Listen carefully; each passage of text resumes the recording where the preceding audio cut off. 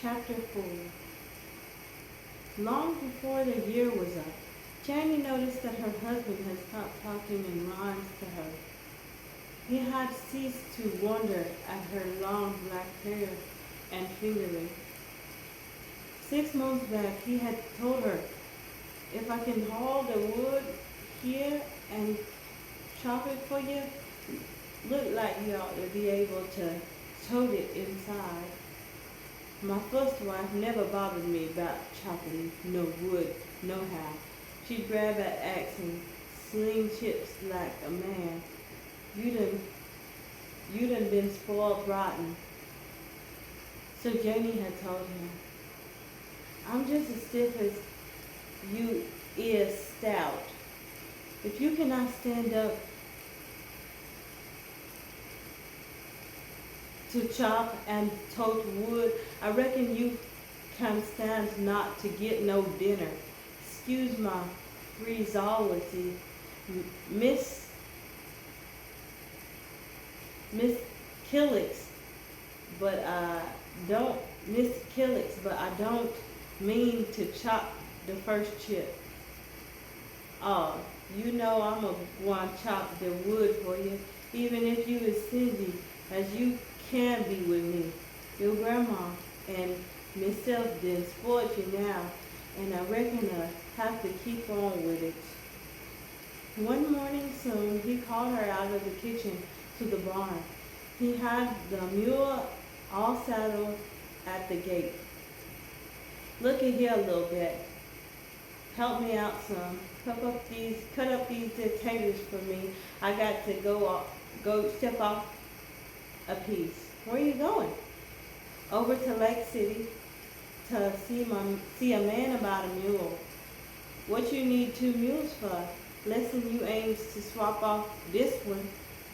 "No, I need 2 mules this year.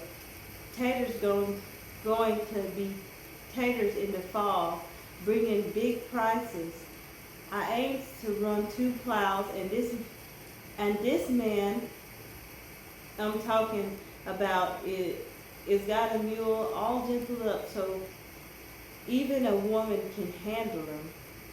Logan held his wad of tobacco still in his jaw like a thermometer of his feelings while he studied Janie's face and waited for her to say something. "So I got to mount up as well go see." He tagged on and swallowed to kill time, but Janie said nothing except, "I'll cut the potatoes for you when you're coming back." "I don't know exactly. Round dusk dark, I reckon. It's a sort of long trip, especially if you have her lead one on the way back." When Janie had finished the indoor, she sat down in the barn with the potatoes. But springtime reached her in there, so she moved everything to a place in the yard where she could see the road. The noon sun filtered through the leaves of the pine oak tree where she sat and made lacy patterns on the ground. She had been there a long time when she heard whistling coming down the road. It was a city-fied, stylish, dressed man with his hat set at an angle that didn't belong in these parts. His coat was over his arm, but he didn't need it to represent his clothes. The shirt with the silk sleeve holders was dazzling enough for the world. He whistled, mopped his face, and walked like he knew where he was going. He was a seal brown color, but he acted like Mr. Washburn or somebody like that to Jeannie. Where would such a man be coming from, and where was he going? He didn't look her way no other way except straight ahead. So Janie ran to the pump and jerked the handle hard while she pumped and made a loud noise, also made her heavy hair fall down. So he stopped and looked hard, and then he asked her for a cool drink of water. Jamie pumped it off until she got a good look at the man. He talked friendly while he drank. Joe Starks was the name. Yeah, Joe Starks from in and through Georgia. He been working for some white folks all his life. He saved up money, rounded $300, and yes indeed, right there in his pocket. Kept hearing about building a new state down here, Florida, and sort of wanted to come. He was making some money where he was, but he when he heard about all them making a town out of colored folks, he knew that was the place he wanted to be. He had always wanted to be a big voice, but the white folks had all to say so, and where he come from and where everywhere else except in this place that colored folks was building themselves. That was right too. The man that built things all the bossy. Let colored folks build things too if they want to crawl over something. He was glad to he was glad that he had his money all saved up. He meant to get there whilst the child was still a baby. He meant to buy in big. It had always been his wish and desire to be a big voice, that he had to live nearly 30 years to find the chance. Where was Janie's papa and mama? They dead, I reckon.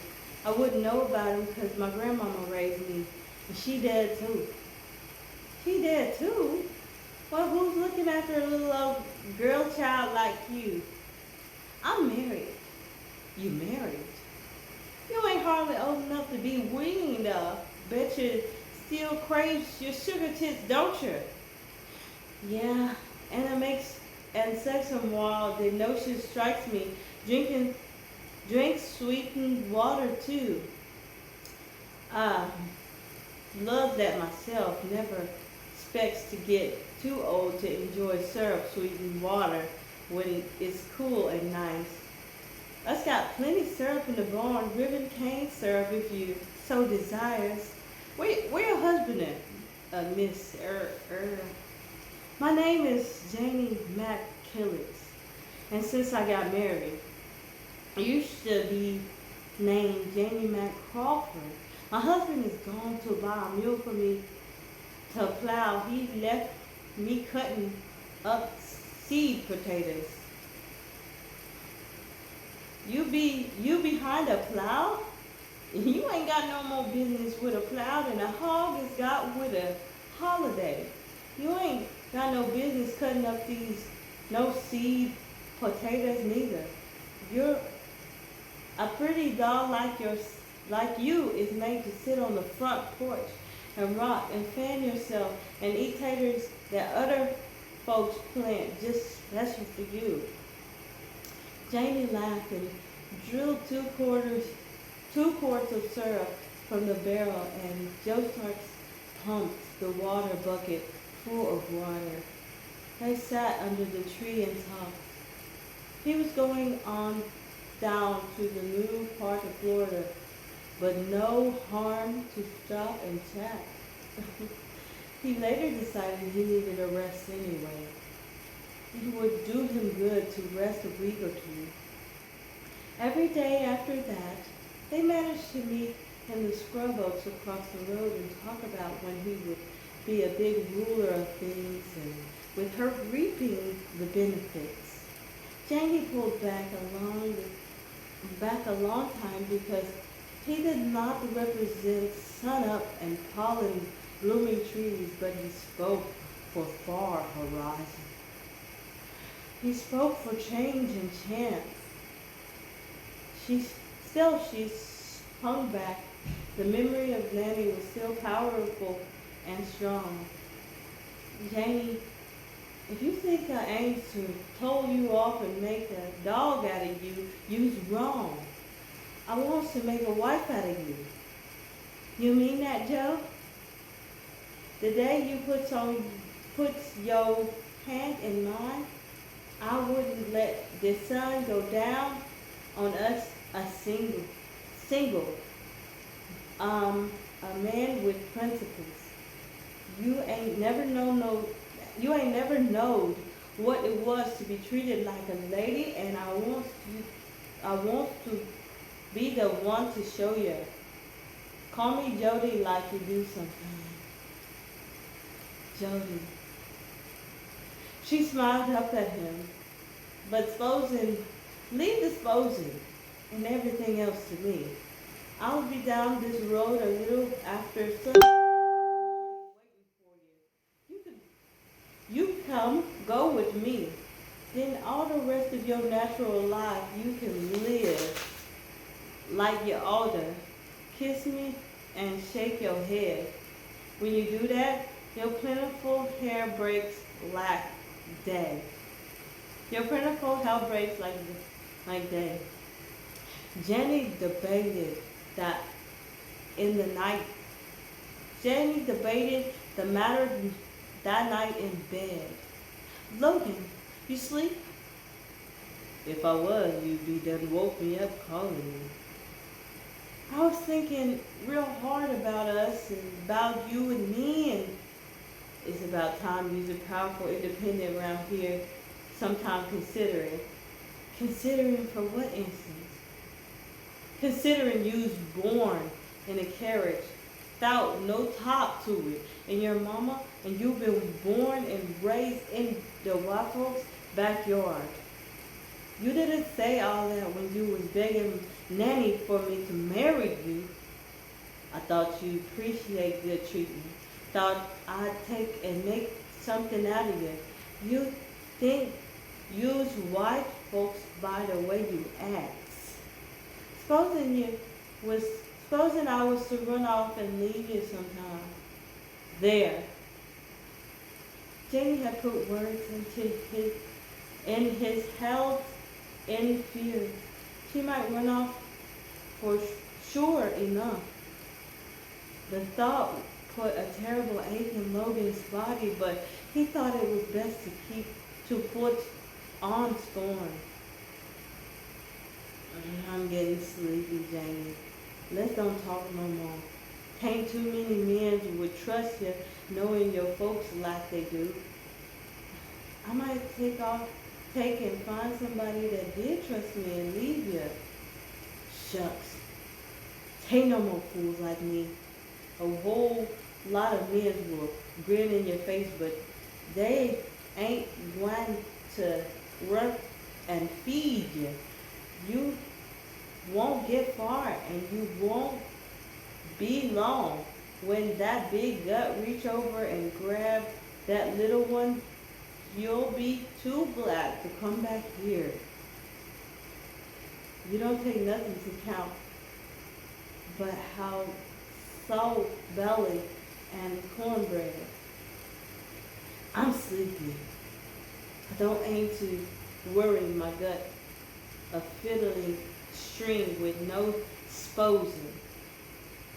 He flopped over, resentful in his agony, and pretended to be asleep. He hoped that he had hurt her as she hurt him. Then he got up with him, and the next morning had the breakfast halfway done, and when he walked below from the barn, Jamie, Logan called harshly, come help me move this manure pile before the sun gets hot. You don't take a bit of interest in this place. Ain't no use in fooling around in that kitchen all day long. Jamie walked to the door with the pan in her hand and still stirring the cornmeal dough and looked towards the barn. The sun from ambush was threatening the world with red daggers, but the shadows were gray and solid looking round the barn. Logan, with his shovel like shovel, looked like a black bear doing some clumsy dance on his hind legs. You don't need my help out there, Logan. You's in your place and I'm in mine. You ain't got no particular place. It's wherever I need you. Get a move on you, and that quick.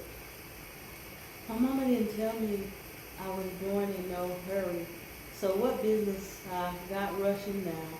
Anyhow, ain't what you's mad about. You's mad 'cause I don't fall down and wash up these 60 acres of ground you got. You ain't done me no favor by marrying me. And if that's what you call yourself doing, I don't thank you for it. You's mad 'cause I'm telling you what I already know. Logan dropped his shovel and made 2 or 3 clumsy steps forward to the house and stopped abruptly. Don't you change too many words with me this morning, Jamie. I'll take and change ends with you.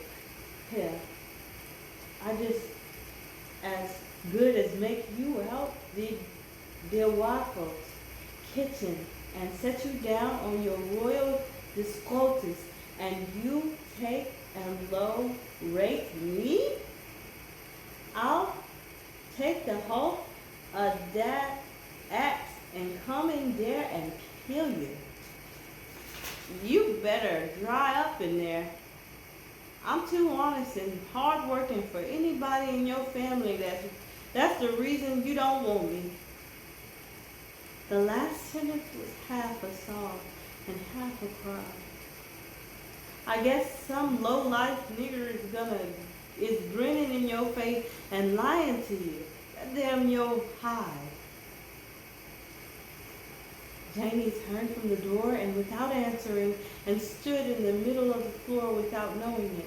She turned wrong side out and just standing there and feeling the throbbing calmed a little as she gave Logan's speech a hard thought and placed it beside other things that she had seen and heard. When she had finished with the dump and the dough and on the skillet, smoothed it over with her hand.